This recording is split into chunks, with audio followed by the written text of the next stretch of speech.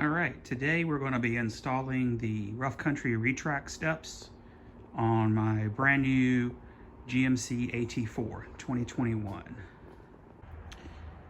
I couldn't find a good video of these being installed, so I'm going to do my best to document some of this. First video ever, so cut me a little slack here. This is the actual retract step here. All cast, plastic ends. The bottom, you can see here where the actual retractable steps connect.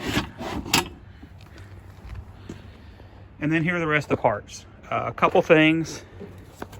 Instruction manual, really well printed. I don't know if the instructions are good yet. We'll figure that out. But nice paper, in color, not flimsy black and white paper. All the connectors, your control box that plug into your OBD2, all your cables wrapped well, waterproof connectors that go under the vehicle.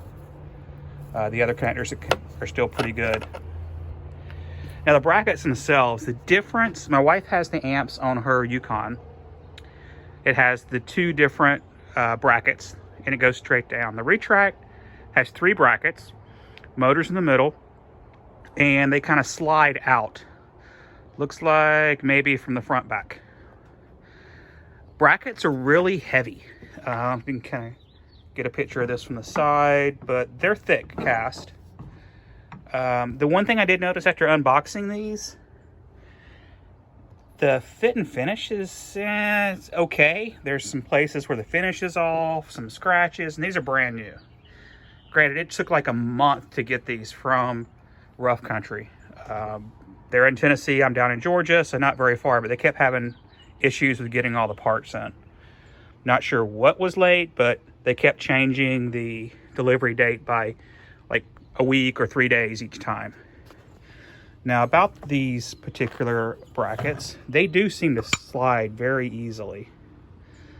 So like I said, the motor's in the middle on this one. I kind of like that. It's a little bit more protected, but we'll see how the install goes next. All right, now we're under the truck doing the left front bracket. And what you do is there's 2 plugs, one here, there was one there, that you remove and put these flag bolts into. The flag bolts have metal on the back, slide in, and the plastic washer keeps it in place for you. That was one of the neat things about this particular set of steps. I did notice on the amps, they wanted you to drill holes to mount. Not sure where those were. I didn't look too much in detail, but this uses existing holes in the body. So we'll get these installed and install the front bracket. All right, so we got the first bracket installed. You can see the nuts up there on the flange bolts. Those installed fine. Then you have a bolt that goes into a threaded insert. The inserts are under the little black plug. The instructions said 2, but I only have 1. There's only 1 hole. So maybe they're for 2020 instead of a 2021. Not sure yet. Let's keep going. All right, now we're getting ready to install the middle bracket. The only difference in these is just which plugs you remove in the frame. And this one only has 1 of the flange bolts, flag bolts. That goes here, and these other 2 are threaded inserts in the body. To remove the plugs, the little red tool there, it's a body part removal tool for getting inside your console and things like that. Definitely very useful for this, and they're cheap. So I'll continue to install all the brackets. They all go in the same way. All right, so now we have all the brackets installed, both sides. A couple things to note. Everything fits tight, so if your bolts aren't going in cleanly, back it out, make sure you've got it in there straight. The brackets are heavy, so you got to support them there. It didn't list in the instructions to use lock washers, but there's lock washers with it. So after I got the driver's side done, I looked through the instructions, couldn't find anywhere to use lock washers, so I took everything back off and put the lock washers back on. Here you can see the front and back brackets hanging down. There's nothing that holds them. It's the middle bracket, which is under there, which is still in the retracted position. So that's why you can't see it. So now off to the next part. All right, now we're on the next part of installing the control module. So I've removed the seal down here, the kick panel here, and there's a little bracket way back up there that lets you roll the carpet back. You're going to need to get to a plug under the carpet in a minute. So the control panel is interesting. Comes with a bolt in this hole.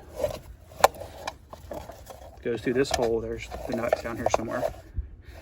And you have to find somewhere to mount it. So the picture in the book was really weird, but way under here, and it's going to be hard to see, right behind the ODB2, right where this bolt is, there's a hole. So I've dropped the bolt through that. I'm going to mount the panel, the control panel back there. It looks like there's enough room. So this is the plug we're supposed to remove in the instructions, and then drill a 7/16 hole in it. Mine ain't coming out. I don't know what that adhesive is, but it's tough. So I'm gonna just have to drill through the plug itself. Be careful under this, really close.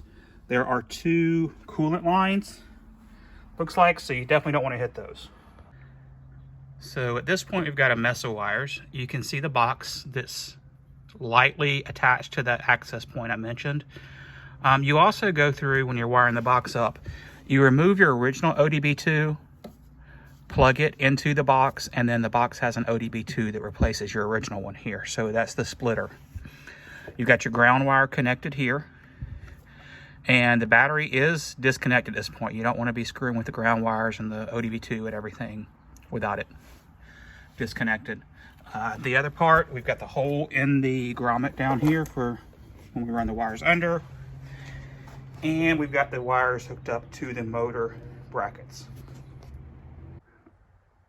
All right, the install is done. So they are hooked to the battery. You can see in the back the wire runs right along the firewall, down in through the hole in the bottom.